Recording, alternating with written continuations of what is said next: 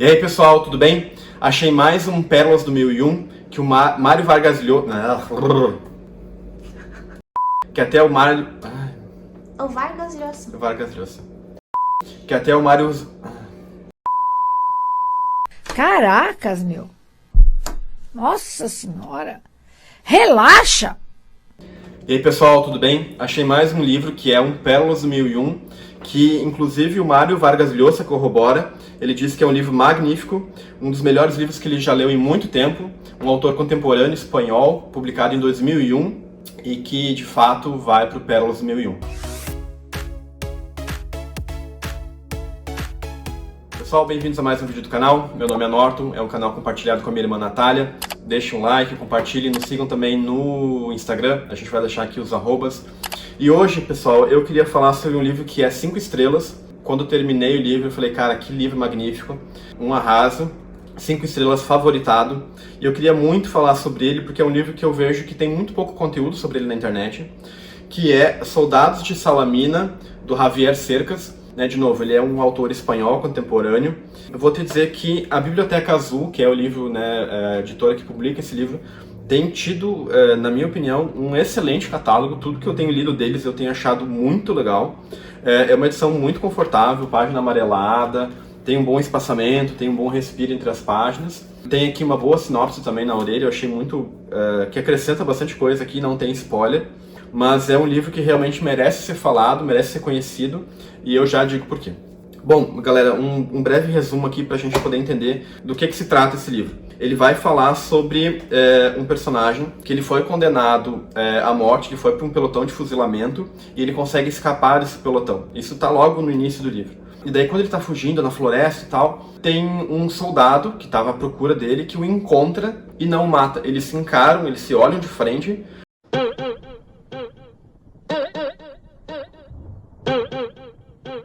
mas o cara deixa o fugitivo passar, seguir a vida dele.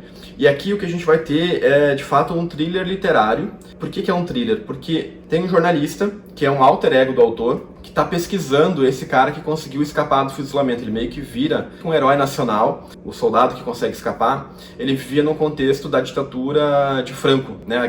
Teve a Guerra Civil Espanhola, daí o pessoal entrou numa ditadura, e esse personagem estava inserido nesse contexto. E daí tava, enfim, centenário e tal, ele era um jornalista, né, o autor, o alter ego, e ele tá escrevendo uma reportagem sobre esse personagem. E daí nesse processo de pesquisa que entra a questão do thriller, porque ele vai começar a entrevistar pessoas, e quem é que era o cara, e daí tu começa a ver as histórias se complementando ou se conflituando. Então você realmente tem um thriller que você fica fisgado no livro, você não consegue parar de ler. É muito doido, assim, fazia tempo que eu não parava, assim, de pensar assim, putz, quero chegar em casa logo para poder pegar e ler esse livro, porque ele vai construindo e montando quebra-cabeça que quando você termina, você realmente tipo, explode a cabeça. Então, para mim, fazia um bom tempo que eu estava atrás de um livro assim, fiquei chocadíssimo com o final. O final realmente me puxou o tapete, eu não esperava por esse final.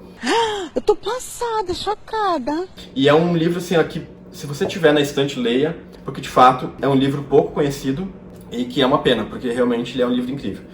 Montei alguns pontos aqui que eu queria trazer para vocês de tentar explicar por que esse livro é tão maravilhoso. A primeira coisa que a gente tem que entender é que o livro ele é dividido em 3 atos.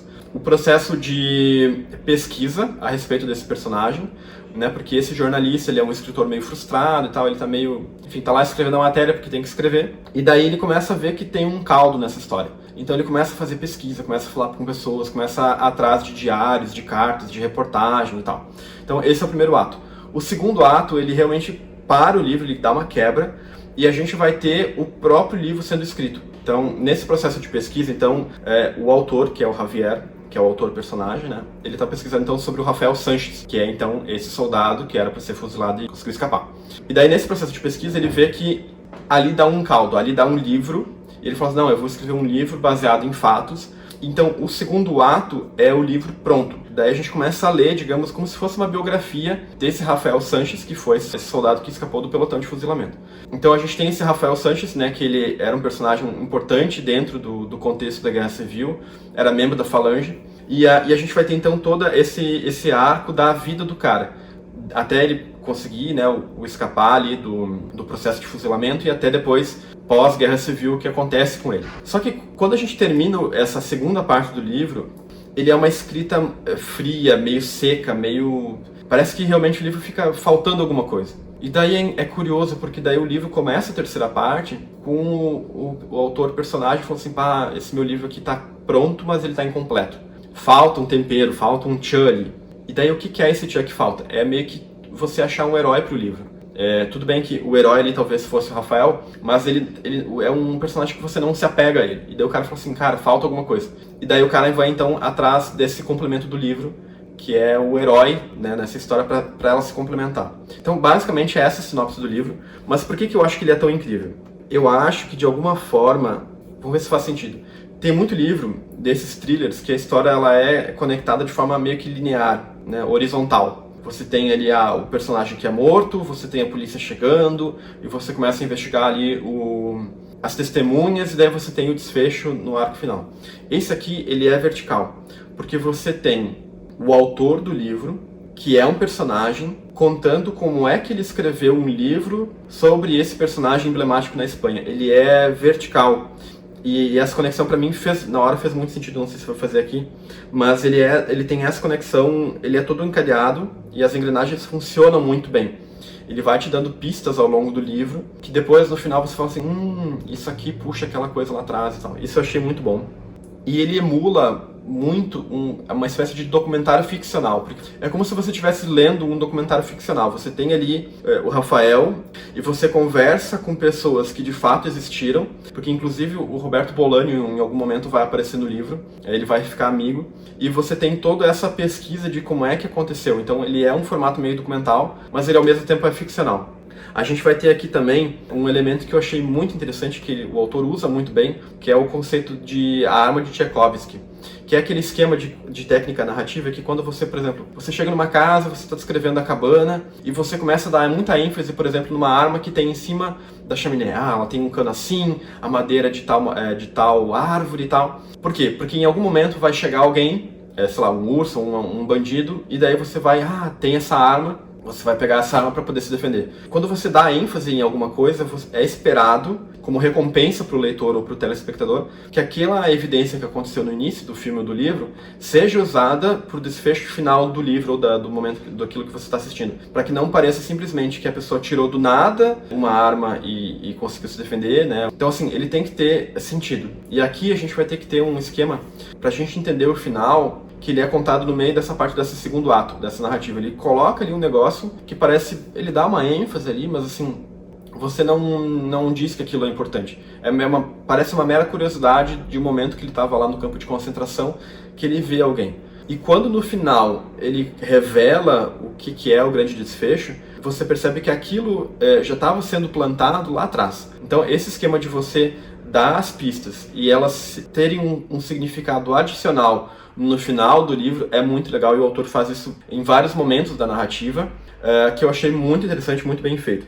Ele também usa um conceito que eu tinha falado com vocês naquele livro do Thomas Mann, Os Buddenbrook, chamado Leitmotiv, que é aquele esquema de você usar por meio da repetição, seja de música, seja de frase, ou seja de uma imagem, para que ele costure o livro, para que ele dê uma noção de completude. E aqui ele é usado quando o autor repete frases. Então ele vai usar o mesmo trecho em vários momentos do livro. Para vocês terem uma ideia, o livro começa e termina com o mesmo parágrafo.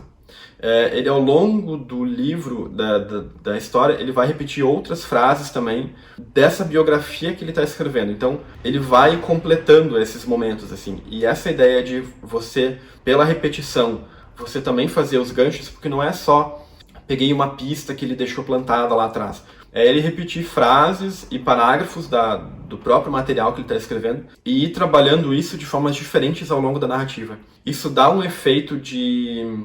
Eu não sei explicar direito, mas ele vai acrescentando camadas na história. E isso é muito bacana, fazia tempo que eu não via isso ser usado.